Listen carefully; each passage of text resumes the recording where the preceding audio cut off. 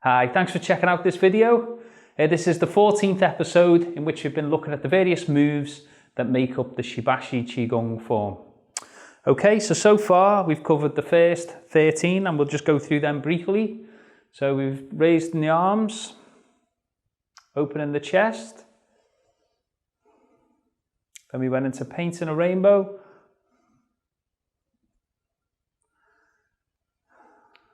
Clearing the clouds. Rolling the arms forward.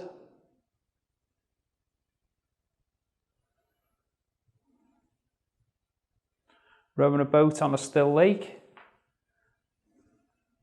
Lifting the sun. Looking back at the moon.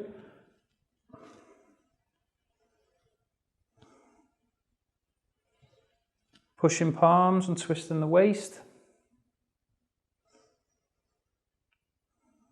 Then into cloud hands. Then we took a step forward with the left foot, scooping the seabed and looking at the horizon. Then we went into pushing a wave, so we're drawing back, pushing forward. And then the dove or the pigeon, so we're opening the chest this way. And then drawing back. So for today's move, just draw back to the horse riding stance.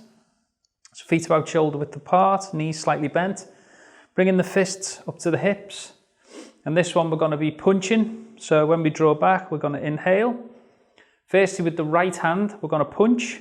But notice that the thumbs begin facing up. So when we punch, the hands are going to twist out this way and draw back this way. So we've got this twisting motion coming from the hips as we push forward. The thumb starts on the top and as we go out, ends up on the bottom. And same with the opposite hand and drawing back. So as you punch forward, we want to twist and push so we can feel the energy coming up from the ground, up to the shoulder, out to the shoulder, and down to the fist. And if we were going to incorporate this into punching practice for other martial arts, we want to make sure that when we're punching forward, we're punching with the first two knuckles. So we're leading this way, and then we're drawing back and pushing forward. Now, some people will practice without the hips being involved, so the hips remain straight. It's important to have the back straight, tucking the tailbone under slightly to keep the spine straight for when we're practicing Qigong for health practices, keeping the spine straight. We push out, keeping the shoulders nice and relaxed, drawing down to the fist, drawing back, and then punching again. Alternatively, if you want to start working the lumbar, which is the way I would practice, is start to engage the waist as well. So when we push out, we can twist, drawing back here, so we're getting the stretch, pushing this way, and drawing back. And then again, punching on the opposite side, we're getting that twist, drawing back, so we're getting the stretch, push and twist, and draw back. Okay, so the breathing element for this, we're going to exhale as we punch out. So exhale, punch, drawing back, inhale. Then exhale, and inhale as you come back. Okay, another way that this is done, traditionally in the 8 treasures, we'll use the open hand and we'll get some exercise in the tendons as well. So again, from the horse stance, we push, we exhale, then opening the hand with the thumb facing down, rotate the hand round, and then individually start to bring each finger in and wrapping the knuckles over the top, and then we draw in. So we exhale, punch, start to inhale as we begin to wrap the fingers and continue to draw in on the inhale, and then exhale, punch, out, breathing in, breathe out, punch, inhale, exhale, inhale, exhale, inhale. So this way, so we've got the shifting of the waist. The knees, as I said earlier, are bent.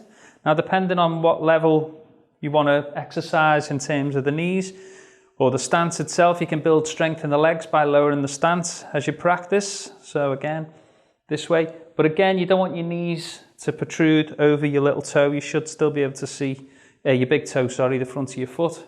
So breathing in and pushing out. If you want to go lower this stance, it's probably better to go further than shoulder width if you're coming down. To do this and then punching in this way. It's more balanced. The knees again aren't protruding over. But as we start to bend down in a lower stance, we get that overreaching with the knees. Okay, but because this is quite a gentle exercise so far, we've already took the step forward in the other movements. I think we just simply come back to a nice shoulder width stance and bending the knees slightly, straightening the back, and then we start our punch this way. Now, a lot of the other movements has been done very relaxed, sometimes with some stretching engaged. With this one, we want to try and exercise willpower, confidence. So again, we'll be imagine that we're grabbing the floor, gripping the floor with our toes, locking that center down so that we're attached. We've got that connection with the earth, with the floor, that we're not going to be moved. And we're drawing back and punch. To exercise the liver and work with the blood within the body, you'd use your eyes to glare, so it's activating the liver channel as we draw back, so we're drawing back, and then pushing forward. You can glare slightly with the eyes, drawing back, and forward, drawing back. And for this, we are using the tendons, whereas we've been quite soft. In the past movements, it can be practiced softly. With a soft fist, you can also tuck the thumb inside to connect the heart and lungs as well when you punch this way.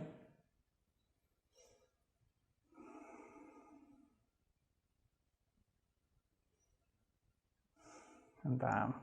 So nice and relaxed, back straight, using the eyes to glare, punch, draw in. Punch, draw in. So the benefits of this, it's good for bronchitis, asthma, as I said earlier, for building willpower, concentration. It's good for insomnia. We're building cardio through the horse stance, which is good for this. The engagement of the eyes and the glaring and the twist help with the liver. So again, a very simple movement. Just simple twisting. If anybody's done any martial arts, such as karate, it's the same movement as a karate punch, more or less. Drawing back and pushing forward. So we're getting that twisting motion, leading with the front two knuckles and drawing back. But the intention here is to build internal power rather than the idea of locking out a punch or tensing too much that we're not moving the joints freely. The joints should still move freely. So bringing the energy up from the dantian up to the shoulder, and we want to feel internal energy going right to the fist. Again, we'll be keeping concentration on the center of the palms for this, drawing back. Punch, punch, punch, and punch, and relax.